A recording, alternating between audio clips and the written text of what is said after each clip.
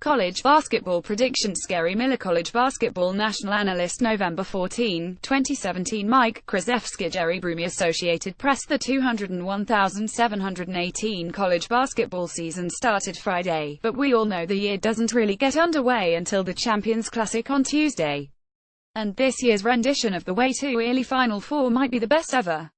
This neutral court affair is always must-watch television, as it features four of the most iconic programs and coaches in college basketball.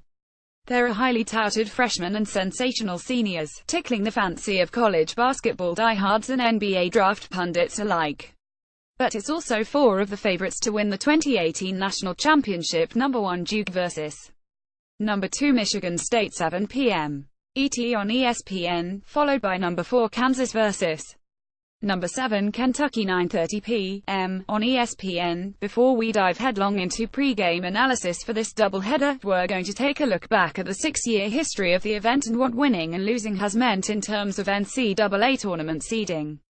After that, though, we'll tell you all about the fabulous freshmen and Wooden Award candidates descending upon Chicago, as well as the team's strengths and weaknesses in contest's key matchups. Terrence Jones 3, Thomas Robinson 0 and Tyshawn Taylor. Associated Press. Duke, Kansas, Kentucky and Michigan State have been participating in this Champions Classic for the past 6 years, and they have more or less played to a draw. Both Duke and Michigan State have gone 33, and the overall tally for the Blue Devils is 451 points scored to 453 points allowed. Kentucky is the leader at 42, which leaves Kansas in last place at 24. But save for that one time in 2014 when the Wildcats trounced the Jayhawks 7,240, most of these games have been competitive and a delight to watch, even though they are played in the opening week of the season and several of the teams are always breaking in a bunch of freshmen. If we focus specifically on the history of this year's pairings, though, things aren't quite as balanced. In addition to the aforementioned beatdown in 2014, Kentucky defeated Kansas 7,565 in 2011. Now, it'd be a little unfair to hold those against the Jayhawks, because those were the years the Wildcats went 381 with the Platoon's approach and 382 with Anthony Davis. Few teams had any chance against the Cats. And based on its early results against Utah Valley and Vermont, that's not what Kentucky is bringing to the table this year. In the other matchup, Duke is 20, with a 7,469 win in 2011 and an 8,171 victory in 2014. Andre Dawkins and Seth Curry were unstoppable in the first game, and Quinn Cook, TYU's Jones, Jahlil Okafor and Justice Winslow each scored at least 15 points in the second game. Grayson Allen, Justice Winslow and Jahlil Okafor. Gary Brumey, Associated Press. Though it's only mid-November, we're already thinking about March. And in this forward-looking, hyper-reactionary world we call sports media, there will be dozens of articles written after the Champions Classic, crowning one or two of these teams as the favorites to win the national championship. The natural response to that type of first week of the season conclusion is for the fans of the losing teams to scream that it doesn't matter, that these teams are going to evolve and improve so much over the course of the next 4 months that this one game ends up being irrelevant. However, that's not the case. On average, the winning teams have received an NCAA tournament seed of 2.1, while the losing teams are at 4.3, counting Kentucky's 2013 NIT appearance as a number 12 seed. If we exclude Kansas from those numbers, since the Jayhawks always win the Big 12 and end up with either a number 1 or number 2 seed, those seed averages change to 2.2 and 5.8, respectively. All 12 winners earned a number 4 seed or better in that year's tournament, while there have been multiple instances of the loser spending a significant portion of the season on the bubble. Granted, it hasn't meant much for the randomness of the NCAA tournament. Kentucky lost to Michigan State in 2013, got a number 8 seed in the dance and reached the national championship game. The following year, the Spartans lost to Duke, got a number 7 seed and met up with the Blue Devils again in the Final Four. But as far as starting position is concerned, the winners of the Champions Classic tend to have an advantage. That's certainly isn't always the case. There have been 3 instances of a team losing in November and getting a number 1 seed in March: Michigan State in 201,112 and Kansas in 201,213 and 201,516. In all 3 instances, the team that beat those teams in November did not get a number 1 seed. There were also 3 times the loser went on to receive a number 2 seed, Duke in 201,617 and Kansas in 201,112 and 201,415. So, 50% of the time, even the losers in these games have received a fast track to the Elite Eight. The moral of the story is there's a reason these teams are in the Champions Classic, but the winners tend to experience more success during the regular season. Jaren Jackson Jr. Adel Getty Images. The Champions Classic has practically become an in-season NBA draft combine, and that'll be particularly true this year. BR's draft expert, Jonathan Wasserman, posted his big board at the beginning of this month. There were 16 players from these 4 teams in the top 50, 11 in the top 25 and 3 in the top 10. Naturally, most of those players are freshmen. Most prominent among them is Duke's Marvin Bagley III, who has D up to the hype thus far. He had 25 points and 10 rebounds in the season opener against Elon and went for 24 points and 10 rebounds the following night against Utah Valley. Provided he can drastically improve his 22.2% free throw shooting, he appears to be headed for a sensational season. His freshman teammates have been rock solid, too. Wendell Carter Jr. is averaging 10 points and 3 blocks per game. Gary Trent Jr. has scored 17 in each game and is shooting 7 of 13, 53.8% from three-point range. And Trevin Duval has an absurd ratio of 20 assists to 1 turnover in 51 minutes of action. Last year, Jason Tatum was the only Duke freshman who came anywhere close to meeting expectations, but the Blue Devils are looking much more worthy of the preseason #1 ranking this November. Things haven't gone quite as swimmingly at the nation's other one-and-done factory. Kentucky's Hamidou Diallo has been every bit as good as advertised, but everyone else is going through some early growing pains. Kevin Knox is just 6 of 23, 26.1% from the field through 2 games. Quade Green struggled against Utah Valley, and Shai Gilgeous-Alexander followed suit with a tough outing against Vermont. PJ Washington had a double-double against the Catamounts, but he has been inefficient. And Nick Richards has yet to assert himself as a dominant big man. But it's early, and this is what a team that's starting 5 freshmen is supposed to look like. Elsewhere, Billy Preston was suspended for Kansas season opener, but the egregiously overlooked Marcus Garrett had 10 points and 10 rebounds against Tennessee State. And Michigan State's Jaren Jackson Jr. was great against North Florida, finishing with 13 points, 13 rebounds, 4 blocks, 3 assists and 2 steals. Against the undersized Ospreys, he looked like a grown man playing in a youth league game. Suffice it to say, it's going to be fun watching all these potential lottery picks for the next few months. Devonte Graham All and Wagner Associated Press. In addition to the one-year rentals everyone is excited to watch, there will be a few serious contenders for National Player of the Year in these 2 games. The biggest reason Kansas opened the season in the top 5 of the app poll was because Devonte Graham returned for one final year. The combo guard was underappreciated in his first 3 seasons, while guys like Frank Mason III, Josh Jackson, Wayne Selden and Perry Ellis soaked up all the spotlight, but Graham has been a great shooter, an above-average passer and a plus defender throughout his career. And now that this is his show, look out. In the season opener, he had 10 points, 12 assists, 7 rebounds and 3 steals. The other marquee senior in this event is Duke's Grayson Allen. He has changed a lot from the ball-dominant sophomore who played with his hair on fire and darn near finished that season with more made free throws than attempted three-pointers. But even though HES more of just a perimeter shooter now, HES still a major asset for the Blue Devils. Through 2 games, HES averaging 20.0 points and has made 10 of his 15 three-point attempts. On Tuesday, we'll find out more about his veteran leadership of an otherwise extremely young team. The frontrunner for the Wooden Award, though, is Michigan State sophomore Miles Bridges. A phenom who can affect the game in just about every way imaginable, Bridges is a matchup nightmare on both ends of the floor. At some point this season, there's going to be a sequence where he blocks a shot, takes off down the court and throws down an alley-oop. If it happens in this game, it'll be the highlight of the year. Hamidou Diallo and Lions Getty Images. Duke frontcourt prowess. Don't get me wrong. The Blue Devils have a darn fine backcourt in Trevin Duval, Gary Trent Jr. and Grayson Allen. But this is a frontcourt the likes of which we've never seen at Duke. Marvin Bagley III is already more dominant 1 week into his freshman season than Mason Plumlee was as a senior, and Wendell Carter Jr. is Duke's best rim protector since probably Sheldon Williams, right, and that was more than a decade ago. Factor in Marques Bolden and Javon Delaware off the bench, and this team should own the paint all season. Kansas perimeter shooting. For the longest time, the Jayhawks have been all about the big men. Just in the past decade, they have had Darrell Arthur, Darnell Jackson, Sasha Cowan, Cole Aldrich, Marcus Morris, Marquis F. Morris, Thomas Robinson, Jeff Withey, Kevin Young, Joel Embiid, Perry Ellis and Landon Lucas. This year, though, Kansas is going to shoot threes like never before.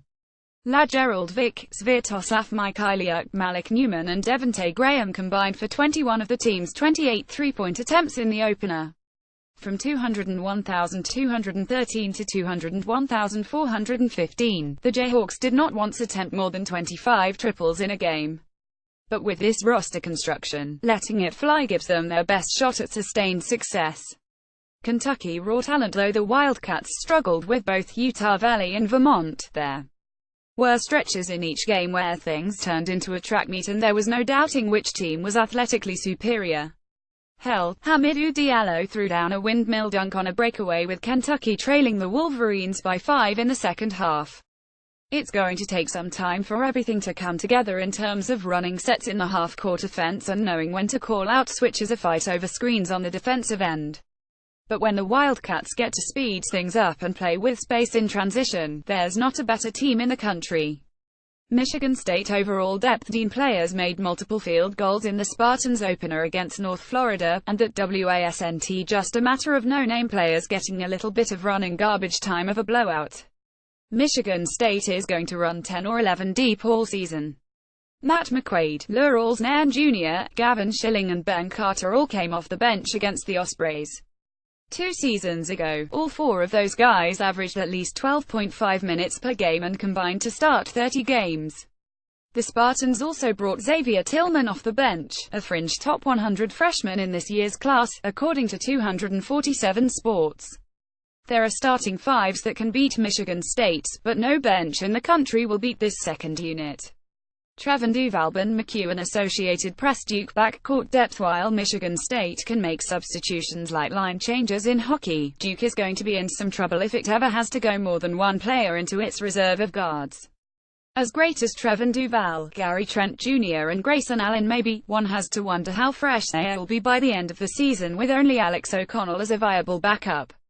The Blue Devils do have sophomore Jack White and freshman Jordan Tucker, a pair of 6'7" forwards capable of playing the 3 in a big lineup.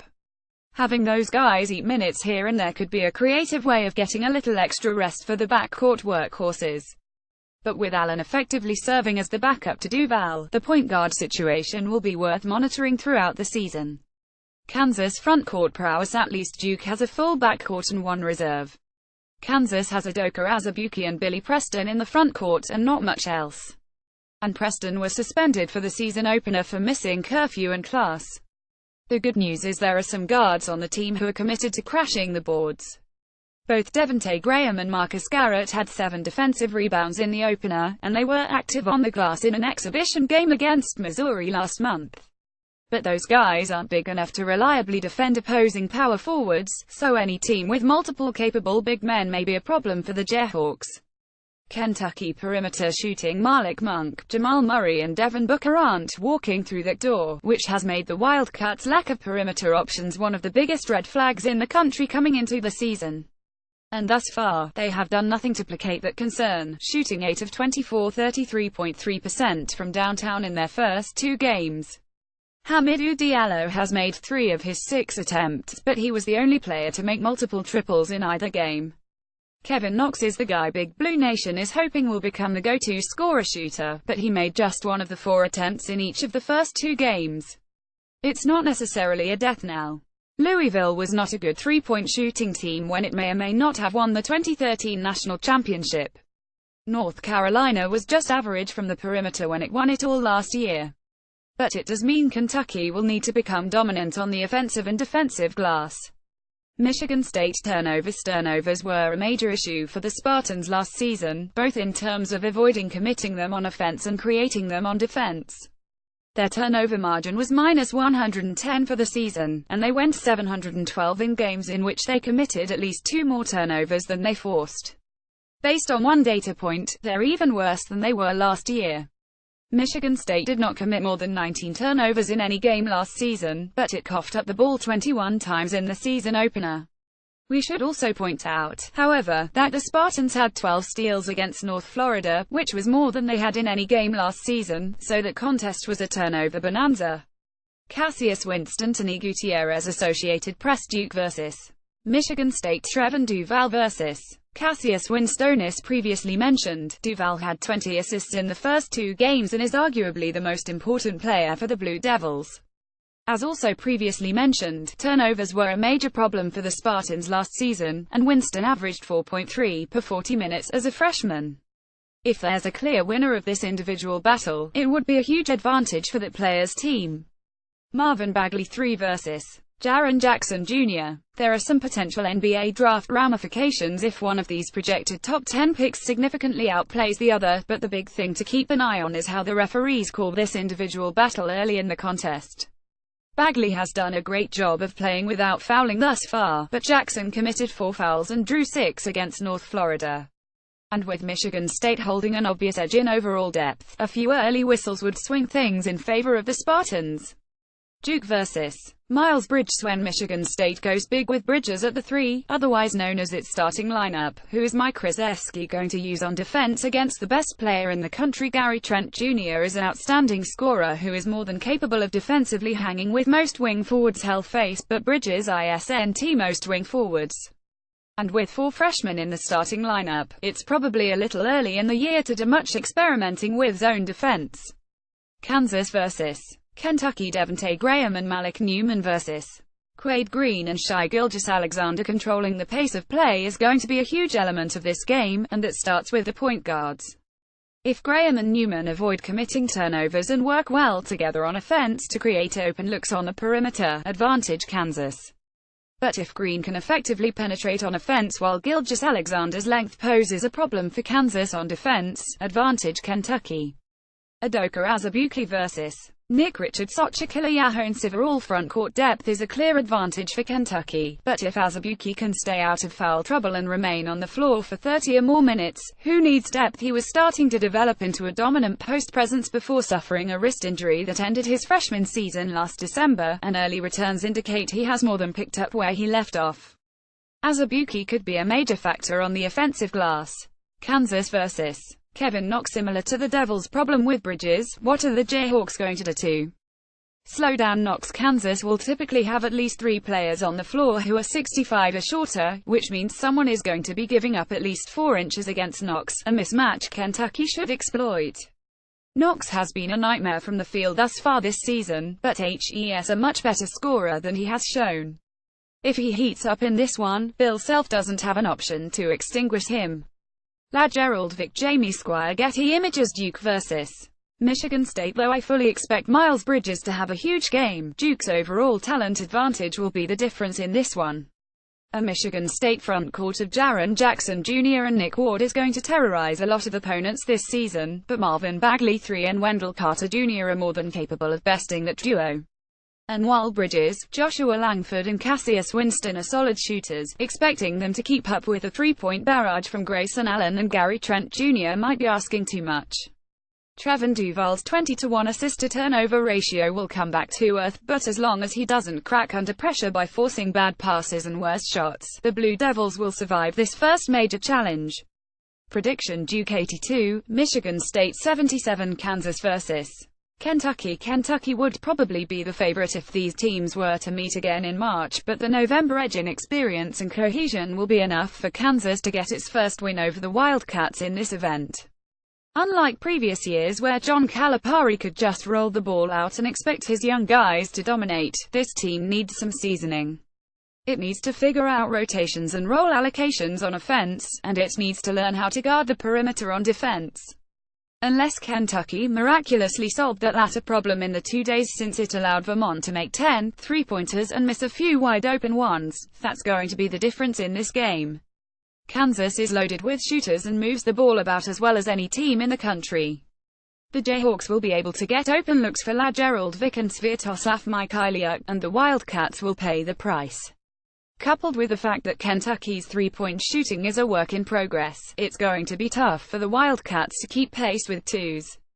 Prediction: Kansas 79, Kentucky 71. Recruit rankings courtesy of 247 Sports. Kerry Miller covers college basketball and college football for Bleacher Report. Follow him on Twitter at KerronceJames.